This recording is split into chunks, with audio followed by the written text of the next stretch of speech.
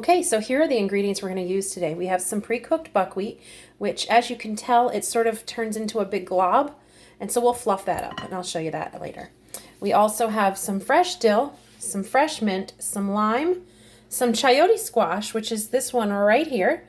This one here is a really neat vegetable, and if you're not familiar with it, I do actually have another video on chayote squash, chayote 2 ways, on my channel, so go ahead and check that out. And then I'm supposed to use purple onions, but I don't have them, so I'm going to use these shallots right here. So that is what we are going to start with. Also, we need apple cider vinegar, white wine vinegar, salt and pepper, and olive oil. Okay, so let's get right to it. Okay, so I'm just going to show you. We're going to quickly just take a fork, and we're just going to sort of spin it in the buckwheat that's sort of stuck together. And we're just going to spin it, spin it, spin it, and fluff it up. Sometimes I'll just mash it, you know, depending on how we're doing. Yep. Now that I've got some pieces broken apart, but then I need to spin here because it's too big of a chunk. So it's very simple to do this. Doesn't take much time. So you can have your buckwheat cooked ahead of time and have it in the fridge ready to go for, you know, any number of dishes that you might want to use it for. So here we go. Here's a piece I missed. We'll just get that.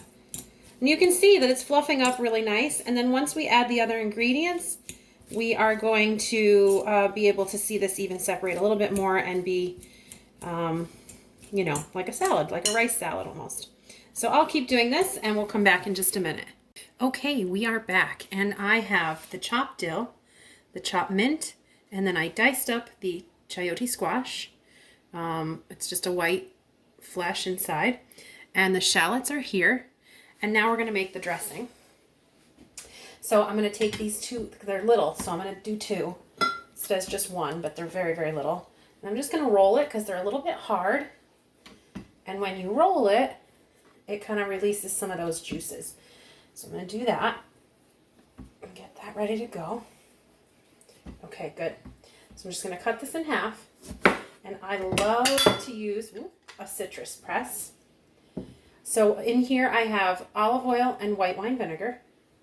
And then you take your lime, cut side down, and you squeeze it, and out comes all the lime juice. Okay? I like to turn it on its side because sometimes some of it comes up the side. And I'm going to just do the rest of the lime here. Okay.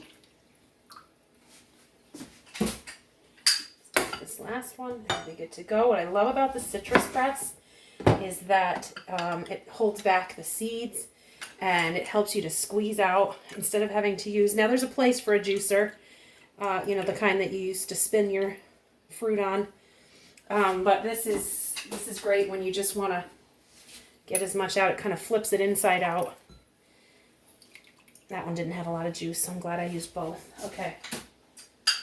All right, and then we'll put a little salt and pepper. If you're doing AIP, you want to leave out the pepper. I use pink Himalayan salt, and I just find it not very salty, so I put a little bit extra in there. And then we'll get our little mini whisk, and we'll whisk this little guy up.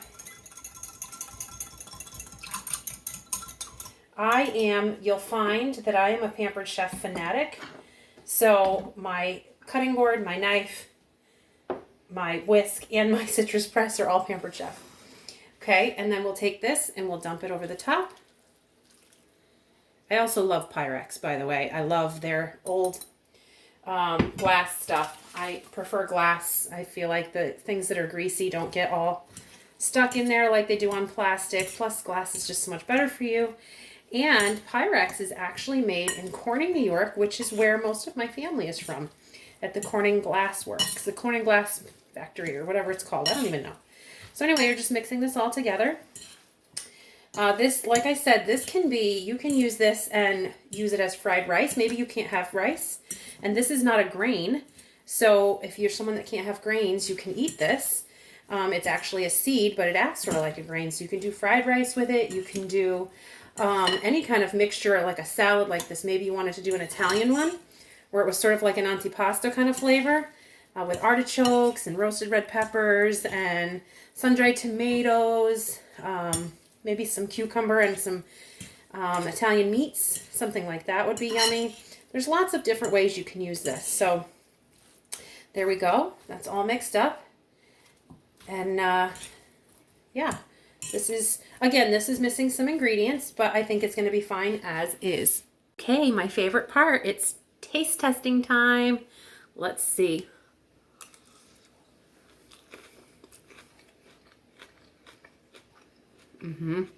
That's good.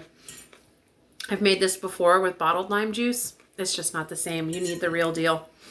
That is very yummy. Although I will say, there was a piece of dill there that I didn't cut up very well. I was like, hello. Let's try one more. That's good. You're going to enjoy that. That's going to be a great salad to take on a picnic, to a little potluck thing. It's cold, so you can take it anywhere. You can send it in your lunch. Things where you know, it's hot outside and you just want something light and refreshing.